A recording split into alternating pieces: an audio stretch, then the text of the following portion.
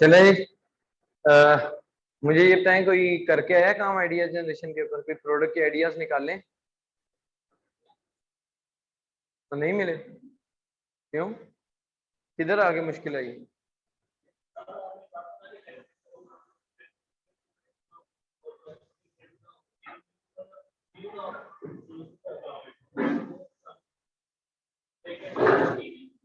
नहीं मिली। 2-3 तो मैंने इधर निकाल के दिखा दी थी उसी टाइम पे। किसी ने, भैया आपने भी नहीं ट्राई किया? क्यों? तो यहाँ पे जो सीख रहे हो वो फजूल सीखने आए हो? ये चीजें भूल जाएंगी अगर नहीं साथ साथ प्रैक्टिस करोगे, फायदा नहीं है। फिर अपने भी पैसे जाया कर रहे हो, मेरा भी टाइम जाया कर रहे हो। किसी ने भी नहीं किया जी। आपने निकाली कुछ प्रोडक्ट? वो तो लगना है जी। प्रोडक्ट को वैलिडेट करने पे इतना टाइम नहीं लगना जितना आइडिया जनरेट करने पे लगना। करते करते करते उसकी एक प्रोडक्ट, जैसे मैं हाउसहोल्ड के अंदर कर रहा था रैक्स टच वगैरह, उनको करते करते करते करते वो बहुत ज्यादा टाइमिंग की प्रोडक्ट निकालनी है। कुछ कोई नाम बताएं। ड्रग्स ड्रग्स में तो कंपटीशन ही बहुत है।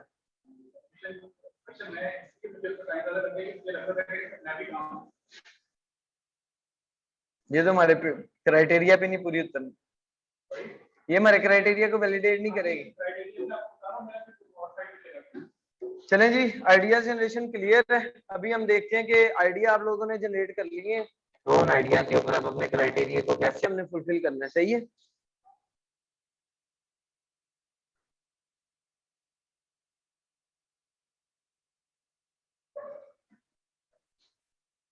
कौन सी प्रोडक्ट बताई जी आपने?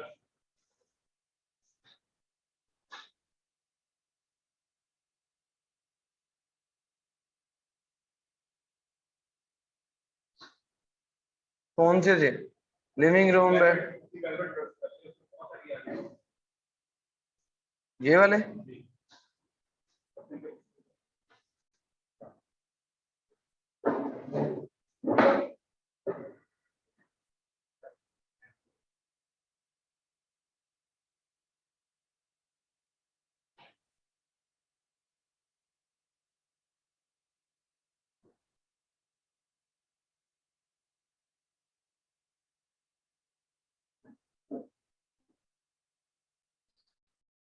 कोई और यूनिक प्रोडक्ट बताएं, किसी भी प्रोडक्ट का नाम ले दो, कुछ भी, ये समझ लेंगे कि हमने इसको आइडिया लिस्ट में निकाला है।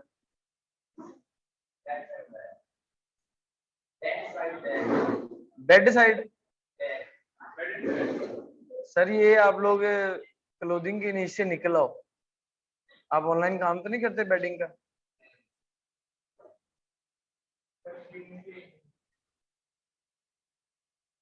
नहीं बिकने,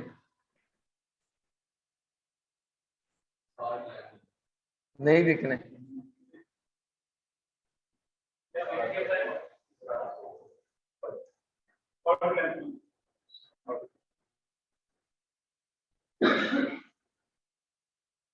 ये कितने रिव्यूज है? ये कितने हैं? ये कितने हैं? 1621, 8000, 24000, अगेन 4000, 28000, 4000। हाँ जी, हाँ जी, लड़ लोगे?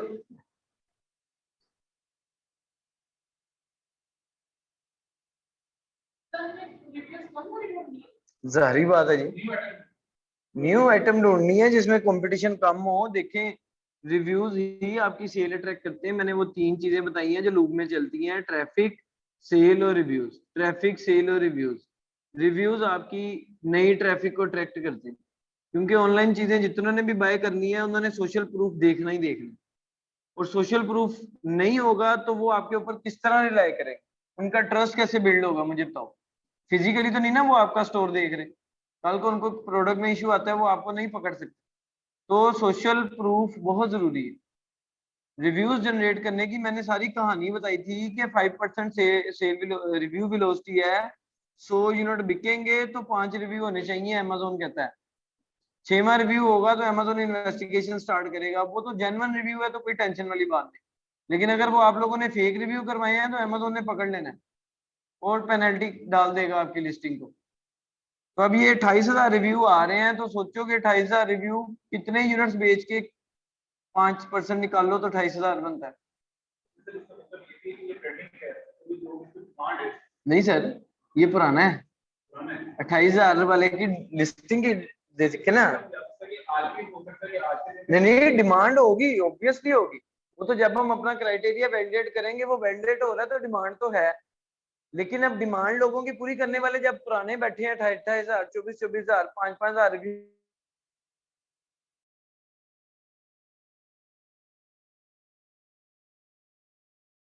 पास 28,000 रिव्यू है, दूसरे के पास 24,000 है, फिर 20 वाला होगा, 15 वाला, 10 वाला, उसके पास इतने ऑप्शन है।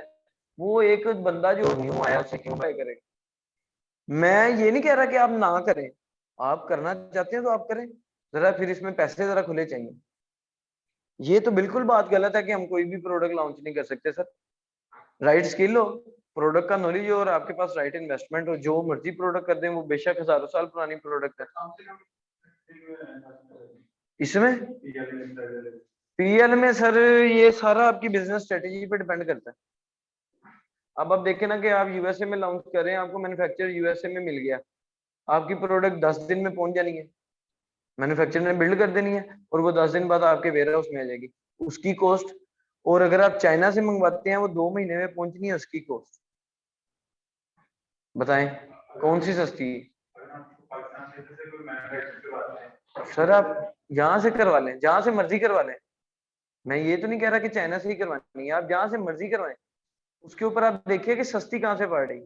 मैं गारंटी से कह रहा हूँ यूएसए में मैन्युफैक्चर होगी वो सस्ती पड़ेगी, बजाय इसके कि आप पाकिस्तान या चाइना या किसी और कंट्री से करवाएं। सर आप जितने मर्जी भेजें, आपको अमेज़न ने लिमिट दी होती है, वो लिमिट हम देखेंगे आगे चल के, उसमें 1000 यूनिट है, आप 1000 भेज दें। पैसे इन्वेस्टमेंट की बात कर रहे हैं ना, इन्वेंट्री भेजने पे जितने पैसे कम लग रहे हैं वही इन्वेस्टमेंट। स्टार्ट में मैं ये कहा जाता था कि 40 से 45 हजार डॉलर यूएसए के लिए, 25,000 पाउंड मिनिमम यूके के लिए, लेकिन हम लोगों ने 5 लाख रुपए पाकिस्तान पीकेआर 5 लाख में हमने लॉन्च की है यूके में, अल्हम्दुलिल्लाह अच्छी चल रही है। कैसे कि उसका मैन्युफैक्चर यूके से मिल गया।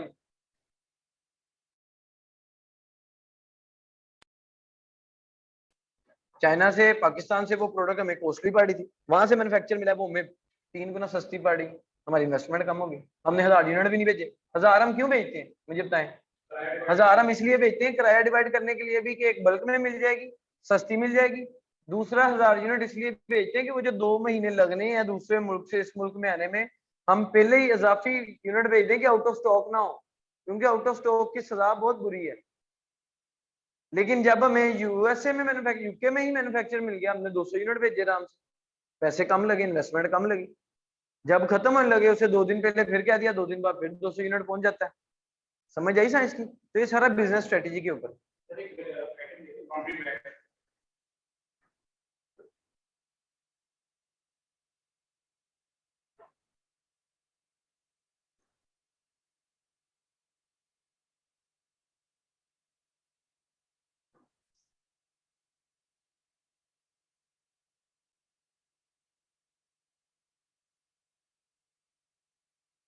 हाँ जी, डिजाइन वेरिएशन नजर आ रही?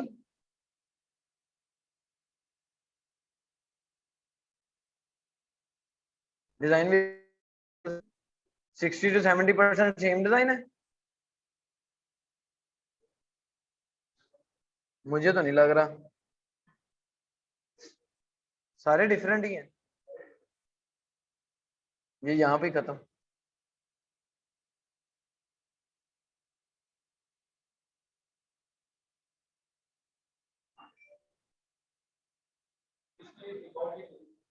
बताएं बताएं। हाँ जी,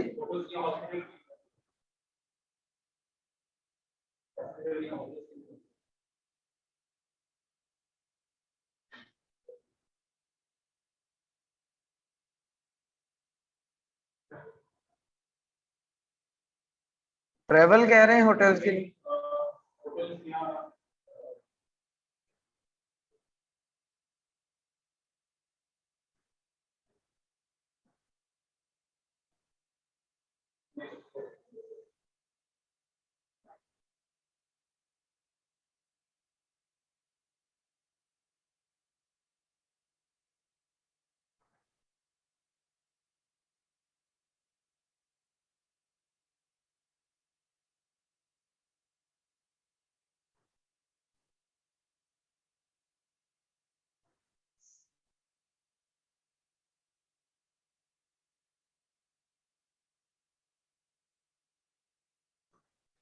ये जी एक प्रोडक्ट है, हर्ब सीजर्स, ठीक है, किचन की आइटम है, सब्जियां वगैरह काटने में ना काम आती है। अब कोई इसको 5 ब्लेड्स के साथ सेल कर रहा है, कोई 3 ब्लेड के साथ सेल कर रहा है, वो एक बात की बात है कि आप लोग फाइनल किस चीज को करते हो और किस तरह करते हो। अभी हम देखते हैं कि इसके ऊपर हम अपना क्राइटेरिया किस तरह जो है ना वैलिडेट करते हैं, ठीक है जी। तो सबसे पहले जो क्राइटेरिया वैलिडेट करने का तरीका है, क्राइटेरिया ओपन करते हैं, 1 बाय 1 देखते हैं। प्राइस क्या होनी चाहिए जी? $3 to $25 की। तो ये अब प्रोडक्ट कितने में है जी? 11, 16, 15, 10, 7, 5, 11, 16, ठीक है जी, ये पहला क्राइटेरिया पूरा होता है जी, ओके।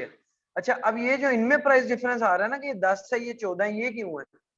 ये सर एसेसरीज के ऊपर डिपेंड करता है। वो एसेसरीज क्या है, इसमें सामने लिखा हुआ है 5 ब्लेड्स, साथ में कोई ये चीज दे रहा है, कुछ ये दे रहा है, ऐसे ही है। ये बंदा क्या दे रहा है, इसके कितने ब्लेड्स हैं खोल के देखें, साथ में ये एक एक्स्ट्रा चीज दे रहा है, ये भी एक्स्ट्रा दे रहा है। तो वो जो एक्सेसरी साथ दे रहे हैं उनकी वजह से किसी की कॉस्ट कोई है, किसी की कोई है, ठीक है। तो ये आप भी जब डिसाइड करोगे कि आप एज एक्सेसरीज क्या क्या देना चाहते हो, तो उस हिसाब से आप अपनी प्राइस को जो है ना एडजस्ट कर लोगे। अच्छा, अब दूसरा पॉइंट इस पे क्या था कि 25 to 30% का प्रॉफिट मार्जिन होना चाहिए जब आप अपनी इस सेलिंग प्राइस पे बेचें। ये हमें कैसे पता चलेगा कि इतना प्रॉफिट मार्जिन इसमें है कि नहीं है?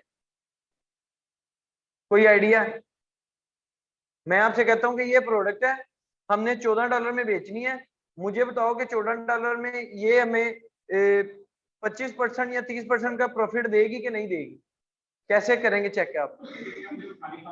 हाँ जी, सोर्सिंग पे काम करो, सोर्सिंग पे काम करोगे ना, मैन्युफैक्चरर से या होलसेलर से सप्लायर से बात करोगे कि क्या प्राइस दोगे, ठीक है। लेकिन अब इसके अंदर क्या मसला आ जाएगा कि जब आप अलीबाबा से प्राइस लोगे तो अमेजोन की रेफरल फी भी ऐड करोगे 15% जो है, और इसकी एफबीए फीस भी सर्च करोगे, ठीक है। इसकी क्या चेक करोगे? एफबीए फीस, एफबीए फीस आएगी, रेफरल फीस आएगी अमेजोन की 15%, और आपकी मैन्युफैक्चरिंग के और शिपिंग के चार्जेस आएंगे, ऐसे ही है जी। ये चारों आपके एक्सपेंस होंगे ना, उसके बाद आप अपना प्रॉफिट रख के बेचोगे। फिर आपने देखना कि हाँ जी भाई ये $14 की प्रोडक्ट पे $14 में बेचने में मुझे 25% प्रॉफिट या 30% प्रॉफिट बच रहा है कि नहीं बच रहा। अब जब आप मैन्युफैक्चरर से बात करने जाओगे, वो रिप्लाई करेगा, डीलिंग करते करते कुछ टाइम गुजर सकता है। तो इसका एक छोटा सा मैं तरीका एक बताता हूँ। अमेजोन का कैलकुलेटर है, अमेजोन एफबीए कैलकुलेटर, ठीक है जी। हम उसको ओपन करते हैं।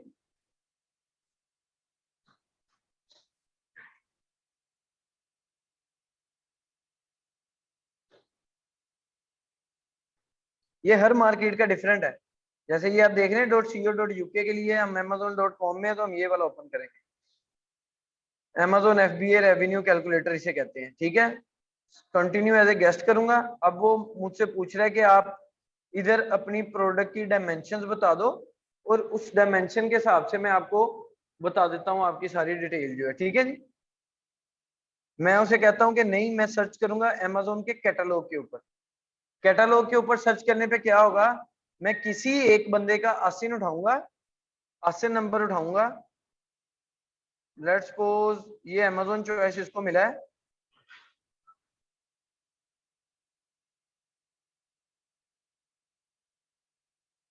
मैं इसका आसिन उठा के यहाँ पे पेस्ट कर दूंगा। अब Amazon मुझे बताएगा उसके उसके बेस के ऊपर कि वो बंदा कितने में बेच रहा है जी। आपने Amazon फुलफिलमेंट यूज करना है अगर आप FBA कर रहे हो, अदरवाइज आप ये वाला कैलकुलेटर यूज कर सकते हो। वो 7.86 में बेच रहा है, Amazon बता रहा है कि उसकी Amazon फीस कितनी है जी, 2.17। ये उसकी रेफरल फीस होगी जो 15% Amazon ने अपना कमीशन लेना है। फुलफिलमेंट कॉस्ट यानी कि FBA फीस कितनी है, $3.96 उसको पड़ रही है। उसके बाद वो कहता है उसकी अदर कॉस्ट आप डालो, कॉस्ट ऑफ गुड्स और मिसकेलेनियस कोई कॉस्ट है तो वो डाल दो, ठीक है। उसके बाद यहाँ पे वो आपको आपका नेट प्रॉफिट मार्जिन बता देगा, ठीक है। तो जब आप अपने किसी सप्लायर से रफली पूछ लोगे, लेट्स सपोज आप कितने में बेचना चाह रहे हो, आप 14.99 में बेचना चाह रहे हो इस प्रोडक्ट को, 14.99 में बेच के कॉस्ट ऑफ गुड्स आपको पड़ रही है, कॉस्ट ऑफ गुड्स सोल्ड मतलब के जो आपको मैन्युफैक्चरर दे रहा है, ठीक है। अब आप इसमें लैंडिंग कॉस्ट डाल लो एक ही दफा, यानी कि manufacturing cost plus shipping cost is equal to landing cost, यानी कि बनवाने से लेके Amazon के वेयर हाउस तक पहुंचाने तक की कॉस्ट इकट्ठी मिक्स करके डाल लेते हैं। लेट्स सपोज वो मैं कहता हूँ कि हमारी पर यूनिट की डालनी, एक यूनिट की सपोज कर लेते हैं हम, अगर $14 में है, $15 वो है, FBA फीस वो है, 3 और 3 6, 6 7 $8 वो निकाल लो, $6 बचे 14 में से, $6 बचे ना। तो 6 में से लेट्स सपोज मैं $1/2 कंसिडर कर लेता हूँ, $3 में मुझे ये प्रोडक्ट पहुंच रही है मेरी यूएसए तक। तो उसके बाद अब क्या है सर, वो बता रहा है कि अगर आपको $3 में ये प्रोडक्ट मिल रही है, इसके ऊपर आपकी एफबीए फीस इतनी पड़ेगी, फुलफिलमेंट कॉस्ट आपकी इतनी पड़ेगी, अमेजोन बता रहा है, और आपकी ये जो कॉस्ट ऑफ गुड सोल्ड है यानी कि लैंडिंग कॉस्ट इतनी पड़ रही है, तो आपका कितने % प्रॉफिट मार्जिन है जी? 31%। और अगर ये आपको $2 में मिल रही है,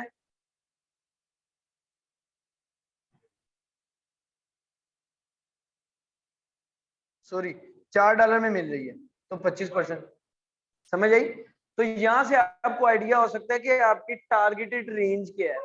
25% प्रॉफिट मार्जिन लेने के लिए आपकी सोर्सिंग की टारगेटेड प्राइस क्या है। मसलन आप 31 लेना चाहते हो, तो भाई मर जाओ कि $3 से ऊपर नहीं बाय करनी, सप्लायर से बैसी जाओ, सप्लायर ढूंढी जाओ, नया से नया कौन $3 में आपको ये प्रोडक्ट या 1 यूनिट दे रहा है। क्लियर हो गया जी? इस तरह हम चेक करते हैं कि हमारा 1 यूनिट बेचने पे प्रॉफिट मार्जिन, वो जो हमारा क्राइटेरिया था वो बन रहा है, पूरा उतर रहा है कि नहीं उतर रहा। क्लियर है जी? यहाँ तक बॉस कोई क्वेश्चन है तो मुझसे पूछे भैया। क्लियर है? परेशान लग रहे हैं? चलें, अब एक दूसरी बात जो बड़ी इंपॉर्टेंट है, चलें वो लिख लें, लेक्चर के एंड पे मैं बताता हूँ, कोई एक मुझे याद करवा दे बाद में। एफबीए फीस किसी प्रोडक्ट की मैंने बताई है, या कैसे देखते हैं? हाँ जी, वो नोट कर लें कि किसी प्रोडक्ट की एफबीए फीस, रेफरल फी तो आपको पता है 15% है, वो 15% है आपकी सेल प्राइस के ऊपर। आप $13 बेचेंगे तो वो 15% उस हिसाब से लेगा, आप $15 की बेचेंगे तो वो उस हिसाब से 15% लेगा, वो फिक्स है आपकी सेल प्राइस के ऊपर। एफबीए फीस वो प्रोडक्ट के ऊपर डिपेंड करती है, प्रोडक्ट की डायमेंशन के ऊपर, उसके साइज के ऊपर। वो हम कैसे फाइंड आउट करते हैं कि हमारी जो प्रोडक्ट है उसकी एफबीए फीस हमें कितनी पड़नी, वो मैं लेक्चर के एंड पे बताता हूँ। अभी हम क्राइटेरिया वैलिडेट करना देख लें। पहला क्राइटेरिया पूरा हो गया जी, प्राइस वाला भी, प्रॉफिट मार्जिन वाला भी। अच्छा जी, दूसरा क्राइटेरिया क्या है? वो कहता है जी कि टॉप 10 सेलर जो हैं उसमें से 50% का जो रेवेन्यू है वो $5K होना चाहिए। अब ये हम देखते हैं टूल के थ्रू। टूल हम यूज करते हैं जंगल स्काउट या हीलियम 10। अब कीवर्ड रिसर्च के लिए, कीवर्ड के सर्च वॉल्यूम के लिए, कीवर्ड ट्रैकिंग के लिए, लिस्टिंग करने के लिए मैं पर्सनली हीलियम 10 यूज करता हूँ। प्रोडक्ट हंटिंग में जब ये वाले क्राइटेरिया का देखना होता है तो मैं जंगल स्काउट यूज करता हूँ। ठीक है, स्टैट बताने के लिए जंगल स्काउट का डाटा एक्यूरेट है, लेकिन हीलियम का भी एक्यूरेट, लेकिन कीवर्ड रिसर्च सर्च वॉल्यूम के लिए हीलियम इज द बेस्ट। ठीक है, अभी फॉर द टाइम बिंग मैं हीलियम से करके दिखा रहा हूँ, क्योंकि मेरा जेएस की टूल नहीं चल रहा आज, पता नहीं क्यों, तो हम हीलियम के थ्रू करते हैं। आपने सिंपल करना क्या है जी? अच्छा, ये डाटा भी वेरी करता है कीवर्ड टू कीवर्ड, सारी गेम ही कीवर्ड की है जी, पहले दिन से कह रहा हूँ। कीवर्ड टू कीवर्ड ये डाटा वेरी करेगा। तो फर्स्ट टाइम आपने कोशिश करनी है कि मेन कीवर्ड के ऊपर डाटा देख।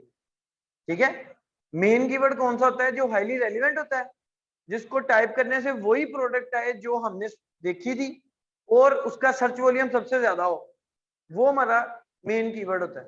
ठीक है, हाईली रेलिवेंट और सर्च वॉल्यूम भी अच्छा हो। अब ये मेरा फॉर द टाइमिंग हम सपोज करें ये मेरा मेन कीवर्ड है, इसके ऊपर आगे मैं टूल रन करूंगा। सिंपल ये हीलियम की एक्सटेंशन पे क्लिक करना है, उसके बाद ये एक्सरे टूल है जो हमें स्टैट बताता है। ठीक है, उसका पूरा एक्सरे कर देगा, इसके ऊपर आपने क्लिक कर देना है। अब ये लोड हो रहा है डाटा। 48 वैसे लिस्टिंग आती है और 12 कौन सी है जी? स्पॉन्सर्ड। वो इसलिए 60 कह रहा है कि वो 60 फर्स्ट पेज का डाटा, एक पेज, जिस पेज पे आप क्लिक करेंगे उसी पेज का डाटा आएगा। हमने टॉप 10 अब निकालने, टॉप 10 के 5, टॉप 10 में से 5 ऐसे हो जिनका 5K रेवेन्यू है। सही है जी मेरा क्राइटेरिया। सबसे पहले तो ये स्पॉन्सर्ड वाले हैं ना, इनको आपने काउंट ही नहीं करना। ठीक है, स्पॉन्सर्ड वालों को आपने काउंट ही नहीं करना।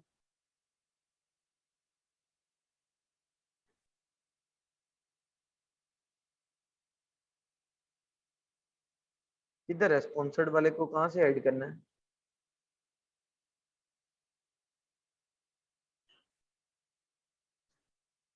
खैर जी, ये बाद में देख लीजिएगा कि स्पॉन्सर वाले को ऐड कैसे करना है।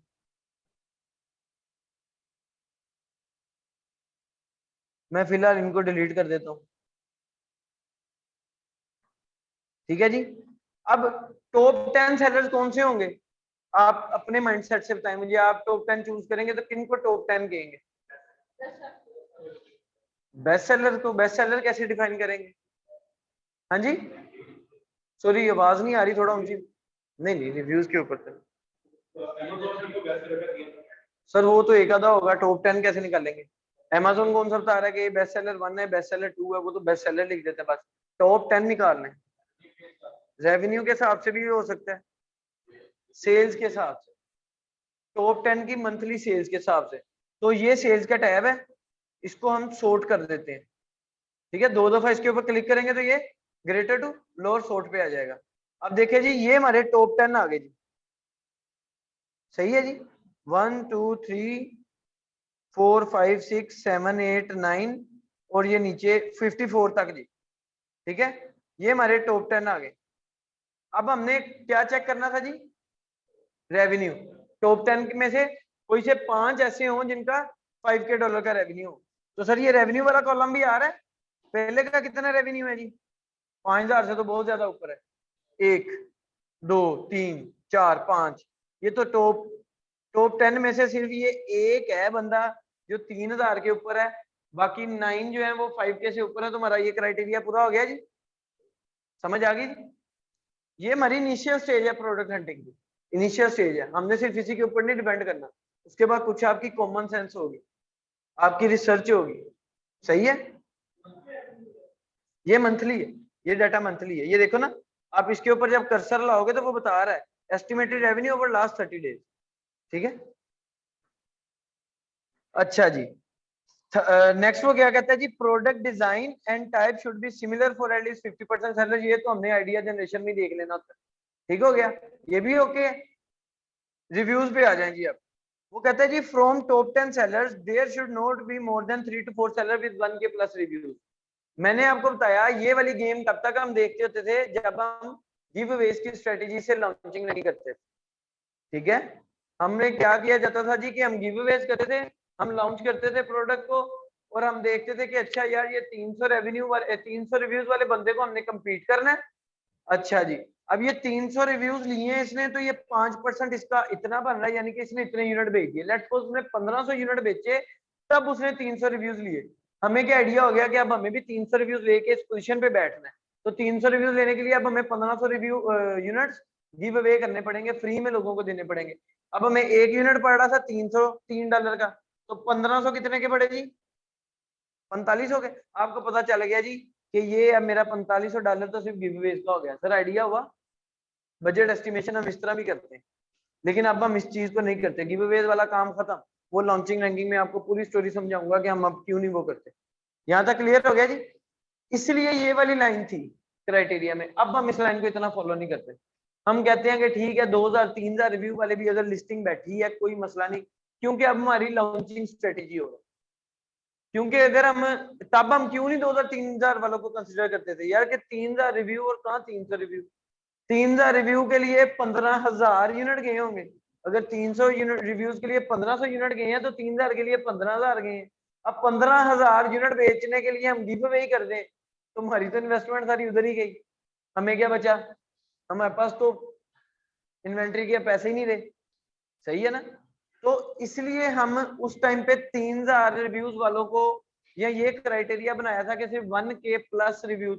1K प्लस का मतलब भी ये होता था कि 1500 1700 1800 तक हो, 3 से 4 सेलर बस। इससे ज्यादा वाले हैं तो उसमें प्रोडक्ट को देखो ही ना।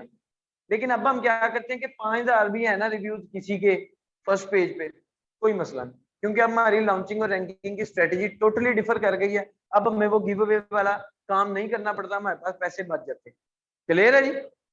क्लियर है? इसलिए इस पॉइंट को आप अगर इग्नोर भी कर दो तो कोई नहीं, लेकिन ये देखना कि यार फिर भी 28,000 जैसे रिव्यूज ना हो कि 28,000 रिव्यूज है, 24,000 रिव्यूज है, पता नहीं 3,000 4,000 बस।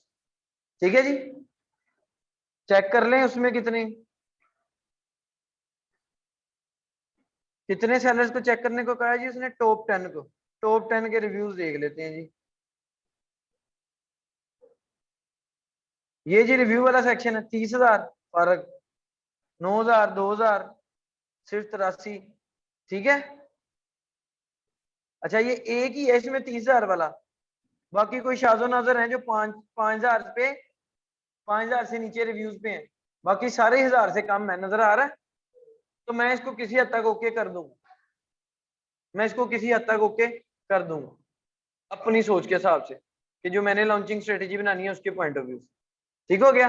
तो ये वाला क्राइटेरिया भी ओके। नेक्स्ट क्या है? टॉप 16 में 70% की एटलीस्ट 4.5 या उससे ज्यादा होनी चाहिए। तो ये रेटिंग है जी 4.8 1 2 3 4 5 6 7, यहां तक 10 हो गए, 8 9 9 लोग हैं जी। टॉप 16 में 9 लोग ऐसे हैं जिनकी 4.5 से ज्यादा रेटिंग है, तो ये 70% बन गया मेरे ख्याल से।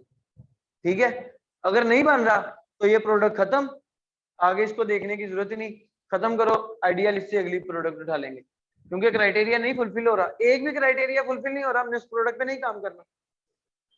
एंड ऑपरेटर का पता है ना, लॉजिक्स एंड गेट्स में लगता है एंड, और बचपन में पढ़े ही होंगे सबने।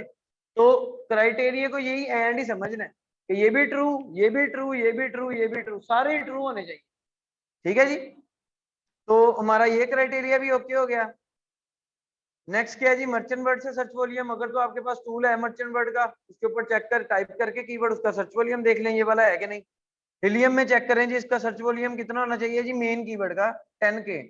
अभी चेक कर लेते हैं।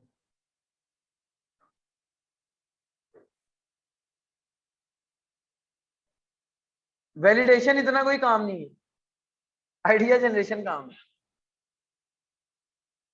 मैंने उस दिन आपको टूल बताया था ब्लैक बॉक्स प्रोडक्ट रिसर्च के लिए। ठीक है, अब जब हमने कीवर्ड का सर्च वॉल्यूम देना है तो देखना है, तो वो हमें कीवर्ड रिसर्च वाला टूल बताएगा। कीवर्ड रिसर्च वाले टूल्स हमारे पास दो हैं, सेरिब्रो और मैग्नेट। ठीक है, हिलियम का सेरिब्रो और मैग्नेट डिफरेंस क्या है बाद में देखेंगे, फिलहाल अभी मैग्नेट से हम यूज करके सर्च वॉल्यूम देखते हैं अपने मेन कीवर्ड का। भैया यहाँ तक समझ आ रही है तो मुझे बताते जाओ जी। जाहिर बात है हिलियम में ही होने सारे।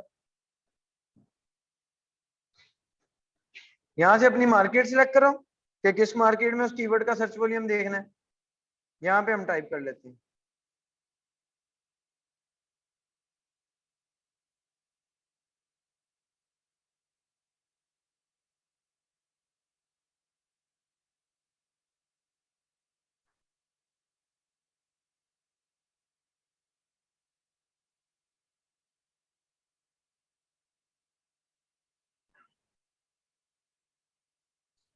कितना है ये सर्च वॉल्यूम इसका?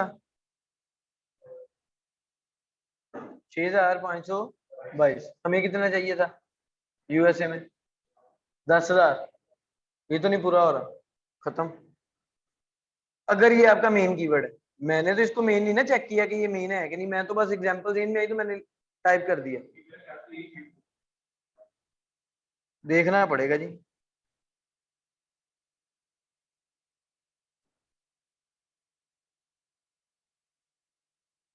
मेरे ख्याल से ये है, लेकिन शायद ये चेंज हो जाए, हर्ब ग्राइंडर ना आ जाए। किचन सीजर्स, यहाँ से देखते हैं किचन सीजर्स पे क्या आता है।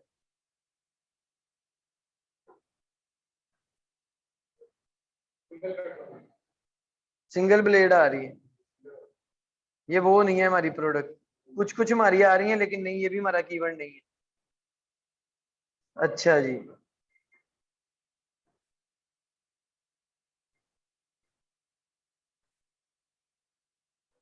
अस्सलाम वालेकुम। हाँ मेरे पास है, मैं अभी क्लास ले रहा हूँ, बाद में बात करता हूँ, क्लास ले। अच्छा,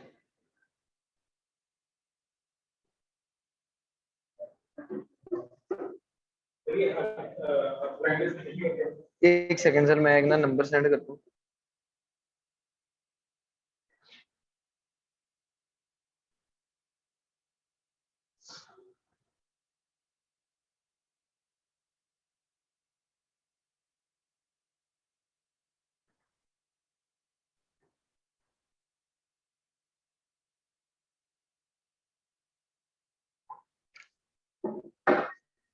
अच्छा जी, क्या जी हर्ब ग्राइंडर्स देखना चाह रहे हैं?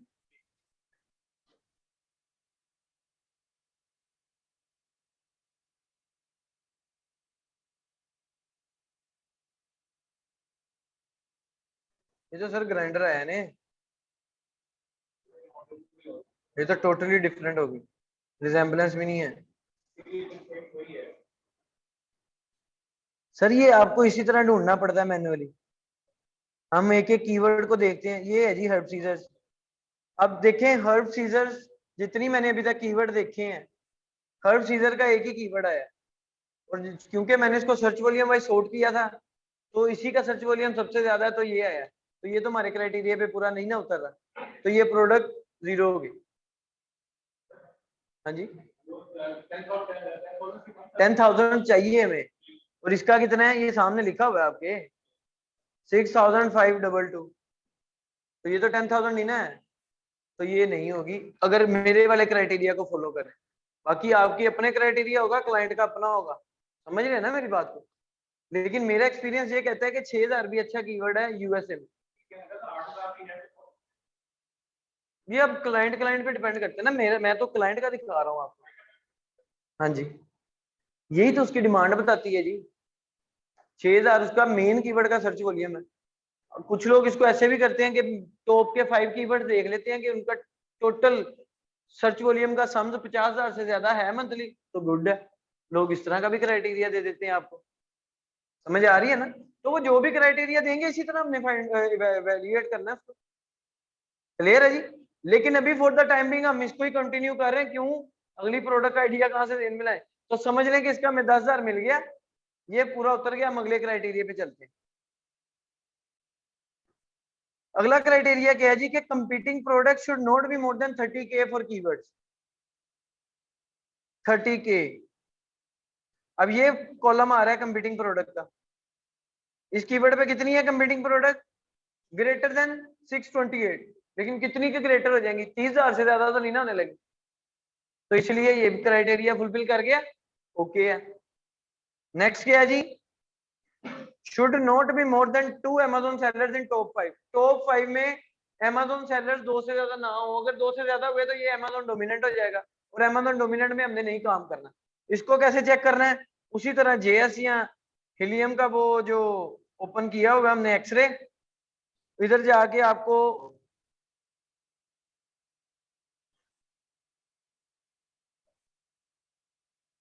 JS आपको कॉलम देता है सेलर टाइप का, और ये आपको कॉलम दे रहा है फुलफिलमेंट का।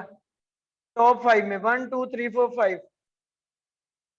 Amazon बैठा है कहीं पे, अगर इधर Amazon होता तो इधर FBA की जगह AMG लिखा आ रहा ना, ठीक है, वहां से हमें पता चल रहा था इसकी सेलर टाइप क्या है जी, Amazon है। और अगर 2 से ज्यादा होती टॉप 5 में तो ये Amazon डोमिनेंट था, हमने इसमें नहीं काम करना, लेकिन इसमें कोई Amazon नहीं है तो ये भी गुड है। अच्छा जी नेक्स्ट क्या है जी, टॉप 10 में 70% FBA हो, तो ये तो सारे ही FBA हैं, ये देखे ये Amazon आ रहा है ना लिखा, एक ब्रांड Amazon बैठा है, लेकिन बाकी सारे FBA ही हैं, तो टॉप 10 में 70% FBA होने चाहिए हमारे, तो ऑलमोस्ट 100% ही FBA। ओके हो गया जी ये भी। अच्छा जी नेक्स्ट आ जाओ वेरिएशन में, इसकी 4 से ज्यादा वेरिएशन नहीं होनी चाहिए, हमें इसकी वेरिएशन कोई नजर नहीं आई। वो ब्लेड्स की वेरिएशन होगी, वो 3 या 5 ब्लेड होंगे, 2 वेरिएशन हो जाएंगी, 4 से ज्यादा नहीं होंगी, ठीक है जी, वरना आप लोग सर्च करेंगे तो इसका पता चल जाएगा। ग्लासी और ब्रेकेबल नहीं होनी चाहिए, किसी भी किस्म से किसी भी तरह से ग्लासी और ब्रेकेबल है जी, नहीं है, ये भी ओके हो गया। हाँ जी प्रोडक्शन टाइम इसका 15 से 20 दिन है कि नहीं, ये आपका सप्लायर बता देगा, ये जब आप उससे बात करेंगे। तो हर फेज के साथ कनेक्ट है, हालांकि प्रोडक्ट फाइनल होने के बाद सोर्सिंग पे जाना चाहिए, लेकिन हमें हंटिंग के दौरान भी सोर्सिंग करनी पड़ रही।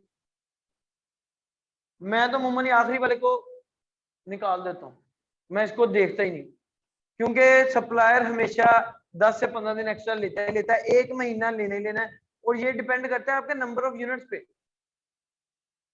अब आप उसे 1000 यूनिट बनवा रहे हैं, 1000 यूनिट वो 20 दिन में नहीं बन सकते कभी भी, तो क्या कर लोगे आप, इस तरह तो किसी भी प्रोडक्ट में काम नहीं कर सकोगे। तो इसलिए इस पॉइंट को इतना दिल पे नहीं लेना, इसको इग्नोर करना है, ठीक है सर। वो सोर्सिंग का फेज आएगा आगे, आगे हंटिंग के बाद हमने सोर्सिंग पे काम करना है, सोर्सिंग के बाद हमने लिस्टिंग पे काम करना है, लिस्टिंग के बाद शिपमेंट प्लान पे काम करना है, फिर हमारी लॉन्चिंग रैंकिंग करनी, हर फेज से गुजरेंगे हम, टेंशन न ले जी। ये वैलिडेशन समझ आ गई जी, ये हमारा बेसिक तरीका होता था प्रोडक्ट वैलिडेट करने का। जब हम ये चीजें वैलिडेट कर देते थे फिर हम अपने उस्तादों को आगे भेजते थे कि जी हमने ये प्रोडक्ट ढूंढी। वो फिर अपने तजुर्बे से, अपने एक्सपीरियंस से वो फिर देखते थे कि हाँ जी क्राइटेरिया पे तो फुलफिल हो रही है, क्या ये विनिंग भी है कि नहीं। वो फिर आपके दिमाग है, वो फिर आपका किसी बंदे का दिल भी होता है कि दिल से आवाज आ रही होती है कि यार ये चलेगी, ठीक है ना। कोई बंदा कह रहा होता है कि यार नहीं ये नहीं चलेगी, बेशक ये सारे क्राइटेरिया पे हो रही। वो फिर एक अपर लेवल आ जाता है जो आपको एक्सपीरियंस के बाद आएगा। जैसे मैंने आपको बताया कि मैं ये चीजें करने के बाद गैप ढूंढता हूँ। अगर मुझे ये प्रोडक्ट सारे क्राइटेरिया पे फुलफिल उतर रही है तो मैं इसकी गैप ढूंढूंगा कि इसके जितने सेलर्स बैठे हैं 48 के 48, वो 48 के 48 कहाँ पे लैग कर रहे हैं, उनके फ्लॉज किधर किधर हैं, उनके वीक पॉइंट्स कहाँ पे हैं। वो लिस्टिंग में है, वो टाइटल में है, वो इमेजेस में, बुलेट्स में, डिस्क्रिप्शन में, या एबीसी कंटेंट में, या उनकी वीडियो में। मैं उनको मेक श्योर करूंगा कि वो पॉइंट्स मेरे में ना हो और मैंने उनको इम्प्रूव करना है, आउट ऑफ द बॉक्स जाके सोचना है। तो हम उसमें गैप देखते हैं। लिस्टिंग ऑडिट की एक टर्म होती है, लिस्टिंग का ऑडिट भी हम करते होते हैं। ये तो हो गया ना काम कि हम स्क्रैच से जीरो से लिस्ट बना रहे हैं। एक बंदा आया वो आके कह रहा है मेरी लिस्ट ऑप्टिमाइज कर दो, तो आप ऑडिट तो करोगे ना कि इसकी लिस्टिंग में कहाँ पे मसला है जिसको ऑप्टिमाइज करना है, ठीक है। तो वो लिस्टिंग ऑडिट जब मैं आपको लिस्टिंग के फेज में हम जाएंगे तब सिखाऊंगा कि हम लिस्टिंग का ऑडिट कैसे करते हैं, सही है। तो हंटिंग के बाद फिर हर फेज से जुड़ा है। हंटिंग में सोर्सिंग भी जुड़ी, हंटिंग में लिस्टिंग का काम भी जुड़ा है। तो मैं फिर उसका गैप अब ढूंढता हूँ। गैप ढूंढ के उसके बाद हम उसकी सोशल लिसनिंग करते हैं प्रोडक्ट की, ताकि हमें इसके वीक पॉइंट्स मिले, कस्टमर के वो पॉइंट्स मिले कि कस्टमर ने इस प्रोडक्ट को यूज किया और उसे दुखी हुआ है यूज करके, हमने उसका दुख दूर कर। फिर हम अपने सप्लायर से निगोशिएट करते हैं कि भाई ये जो जो मसले हमारे कस्टमर्स को आए हैं ये मसले नहीं आने चाहिए मेरी प्रोडक्ट जितने यूनिट मैं तुमसे ले रहा हूँ उसमें, ठीक है। मसलन एक छोटा सा पॉइंट बताता हूँ एग्जांपल के तौर पे। इसी की एग्जांपल है जी, एक बंदे ने कंप्लेन की कि मैंने इसको फर्स्ट टाइम वॉश किया, उसके बाद इसकी ब्लेड की शार्पनेस कम होगी, वो कटिंग नहीं सही कर रहे। ब्लेड शार्प था ना, तेज था, वो खत्म हो गई, अब वो कटिंग नहीं एक ही यूज के बाद। तो सर ये नेगेटिव पॉइंट है, इसके ऊपर नेगेटिव रिव्यू है। ये हम कहाँ से देखते हैं, ढूंढते हैं सोशल लिसनिंग से। तो समझ आ रही कि प्रोडक्ट हंटिंग का फेज कितने पार्ट से मिला हुआ है, सिर्फ ये काम नहीं है। सिखाया यही जाता था मार्केट में हमें जिस दौर में हम थे। और फिर जो काम मैं अब आपको बता रहा हूँ कि हम गैप ढूंढते थे, सोशल लिसनिंग करते थे, और इतना कुछ, इतनी रिसर्च करने के बाद आपका माइंड खुद ही बताता है कि यार ये प्रोडक्ट चलेगी कि नहीं चलेगी। अगर ऐसे नहीं है तो बताएं। ये वो चीजें जो फिर हम अपने उस्तादों को भेजते थे, उस्ताद फिर कहते थे नहीं नहीं मैं नहीं अप्रूव कर रहा, ये प्रोडक्ट नहीं चलनी। और हम सारा दिन यही सोचते रहते थे कि यार 10 घंटे लगा के हमने प्रोडक्ट ढूंढी, उन्हीं के क्राइटेरिया के ऊपर ढूंढी, क्राइटेरिया भी पूरा हो रहा है फिर भी वो कह रहे हैं नहीं चलनी, क्यों नहीं चलनी। तो हमें पता नहीं था कि इसके पीछे भी ये साइंस है। ये फिर हमें भी तजुर्बे से पता चली। क्लियर है जी, ये सारी प्रोडक्ट हंटिंग है। अब इसमें काम सिर्फ आइडिया जनरेशन हो गया जी। एक चीज ट्रेंड कैसे चेक करना है कि प्रोडक्ट सीजनल है कि थ्रू आउट द ईयर चलने वाली है। उसके लिए भी आपका कॉमन सेंस एक तो ऑब्वियसली चलती चलती है, आपका दिमाग आपको बताता है। अब जैसे ये प्रोडक्ट कोई कह सकता है सीजनल होगी, ये जो हमने भी निकाली ये सीजनल नहीं हो सकती, कभी भी नहीं सीजनल हो सकती, ठीक है। लेकिन फिर भी हम किस तरीके से जज करते हैं, वो एक वायरल लॉन्च का टूल है। वायरल लॉन्च का टूल है, उसकी भी इसी तरह की एक एक्सटेंशन रन होती है। वो उधर आपको बताता है कि ये सीजनल है, कि टिपिकल है, कि लॉन्ग टर्म चलने वाली। उससे भी हट जाएं तो हम अपनी दिल की तसल्ली के लिए कैसे चेक करते हैं जी, हम गूगल ट्रेंड यूज करते हैं।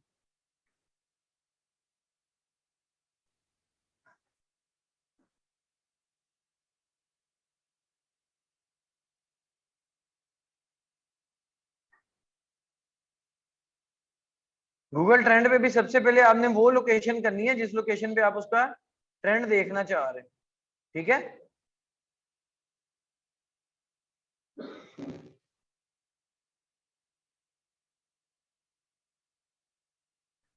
अब वो कहता है सर्च टर्म लिख दो या कोई भी टॉपिक लिख दो, हम अपनी सर्च टर्म लिख देते हैं।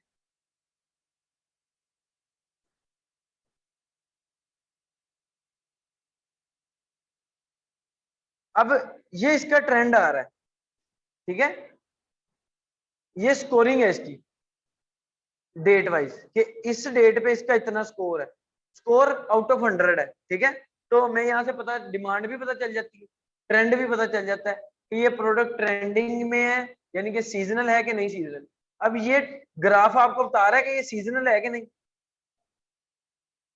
ये नहीं सीजनल, क्योंकि इसका ग्राफ कंसिस्टेंसी के साथ चल रहा है, इसके ग्राफ में सडन चेंजेस नहीं आ रही। Seasonal product, obviously seasonal product वो होगी जो एक टाइम पीरियड के लिए, एक स्पेसिफिक डेट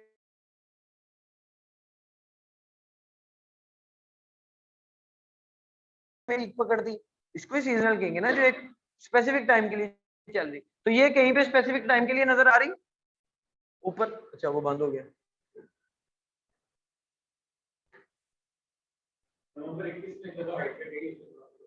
वो सर वो हाइक पे जाना, उसके और डिफरेंट फैक्टर्स हो सकते हैं, लेकिन हमें ये, मुझे ये कहीं से सीजनल नहीं नजर आ रही। सीजनल वो होती कि अगर ये हर दफा नवंबर में उठती, समझ रहे हैं मेरी बात, हर दफा नवंबर में उठती। तो अब जैसे क्रिसमस से रिलेटेड प्रोडक्ट्स हैं, वो सिर्फ दिसंबर, 1 दिसंबर से 25 दिसंबर तक के लिए पीक पकड़ेंगे हर साल, वो सीजनल प्रोडक्ट्स हैं, समझ रहे हैं। 14 अगस्त के ऊपर, पाक इंडिपेंडेंस डे के ऊपर जो प्रोडक्ट पीक पकड़ी है 14 दिन के लिए, वो सिर्फ उसी दिन वो बाजे ही होंगे, सही है जी। तो वो ये इस तरह की प्रोडक्ट सीजनल है। अच्छा, अब इसको मजीद हम कैसे चेक करेंगे, ये हमारे पास डाटा आ रहा है पास्ट 12 मंथ्स का, 1 साल का। मैं इसको तकरीबन पिछले 5 साल के ग्राफ देखना चाहूंगा। अब मुझे बताइए कहां से सीजनल है, ये कहीं से भी सीजनल नहीं, समझ आ रही है जी। एक तरीका ये है हमारा सीजनैलिटी चेक करने का, प्रोडक्ट की सीजनैलिटी चेक करने का। दूसरा वे हम हीलियम यूज करते हैं, हीलियम में उसका जो सर्च वॉल्यूम है उसके साथ ये ग्राफ का साइन बना रहा है जी, इसके ग्राफ को ओपन कर लेते हैं, सर्च वॉल्यूम के ग्राफ। ये भी 1 ईयर है, इसको ऑल टाइम पे कर देते कि जब से ये प्रोडक्ट अमेजोन पे है तब से दिखाओ। अब मुझे बताएं कि ये ग्राफ सीजनैलिटी बता रहा है, देखें इधर कौन सा महीना है जी, पीक पकड़ है 2/23, यानी कि दूसरा महीना फेब्रुअरी, फेब्रुअरी में इसने पीक पकड़ी। अगली दफा इसने पीक पकड़ी मई में, अगली दफा पीक पकड़ी नवंबर में, फिर पीक किस में पकड़ी, फेब में, फिर किस में पकड़ी जी, दिसंबर में। यानी कि एक स्पेसिफिक टाइम पे पीक नहीं पकड़ा, वैसे पीक पे जा रही है प्रोडक्ट, सही है। तो ये सीजनल है, नहीं सीजनल है। हम इस तरीके से भी देख सकते हैं ना कि जब जब पीक पकड़ा है वो टाइम कौन सा है, अगर तो सेम टाइम पे पीक पकड़ा है तो वो तो सीजनल है, अगर नहीं तो वो सीजनल नहीं है। अब सबसे लोएस्ट ये इधर है, लेट्स सपोज, पर इधर भी सबसे लो पे उसका सर्च वॉल्यूम कितना है, 4522, वो बता रहा है ना ऊपर 4522, ठीक है। तो इस तरीके से भी हम इसकी सीजनैलिटी चेक कर सकते हैं, ये हीलियम के ग्राफ से, सर्च वॉल्यूम ग्राफ से। हम ये हीलियम का सर्च वॉल्यूम ग्राफ 2020 में भी बहुत यूज करते थे, 21 में, पिछले साल, कि क्या ये उसमें एक नया क्राइटेरिया आ गया था, क्या ये प्रोडक्ट कोविड इफेक्टेड तो नहीं। कोविड इफेक्टेड से क्या मतलब है कि कोविड डेज में लोग घरों में बैठ गए थे, ऑनलाइन पर सेलिंग परचेजिंग को बहुत बूम मिला था, तो क्या सिर्फ ये प्रोडक्ट कोविड की वजह से तो नहीं बिकने लगी ऑनलाइन, पहले लोग इसको फिजिकल खरीदते थे, अब वो बाहर नहीं निकल सकते तो ऑनलाइन खरीद रहे। उस तरह की प्रोडक्ट में भी नहीं हम जाते कि जो सिर्फ कोविड की वजह से बिकनी शुरू हुई है, जैसे ही हालात सीधे होंगे वो प्रोडक्ट फिर बिकनी ऑनलाइन बंद हो जाएगी। तो उसके लिए हमने क्या टाइम रखा, क्राइटेरिया रखा था कि अगर कोई प्रोडक्ट मई 22 के बाद बूम पकड़ रही है तो वो कोविड इफेक्टेड है, मई 2020 के बाद एकदम उठ रही है तो उसको हम कोविड इफेक्टेड और उसको हम रिजेक्ट करते थे। क्लियर हो गया जी, ये हमारी सारी प्रोडक्ट हंटिंग थी। कोई क्वेश्चन है, कोई क्यूरी है जी तो बताएं, वो अब नेक्स्ट लेक्चर में करेंगे क्योंकि अगली क्लास का टाइम होगी।